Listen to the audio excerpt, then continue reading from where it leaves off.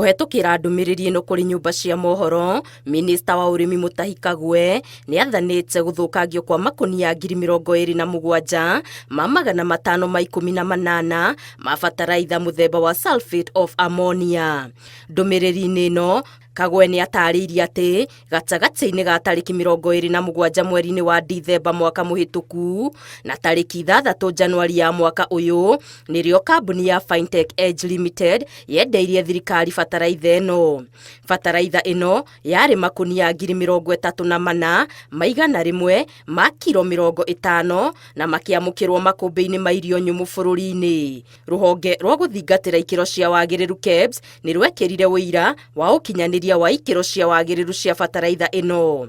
No thutha wa guthurimwo na kinyi, maabitha a bodi ya irio nyumu ni magunduririe ati ihinda ria bataraitha ino kuhuthika riari rinyinyi muno, kuona yandikitwo iguthuka tariki 28 mweri-ini wa iri mwaka uyu, ihinda riria bodi ino itangiakorirwo ihotete kwendia bataraitha ino kuri arimi.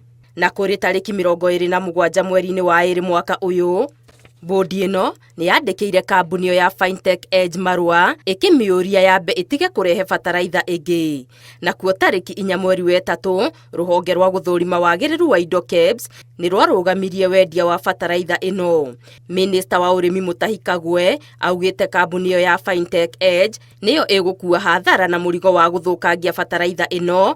Oho agitetirithia ati thirikari ni ihotorete kugitira murimi na muingi kuma kuri indo cia mathara cia urimi na ndiri hindi igwitikira ikiro cia wagiriru cia gararwo. Ngiribotera Inooro TV, Geto Wangari Maria wa Muigana.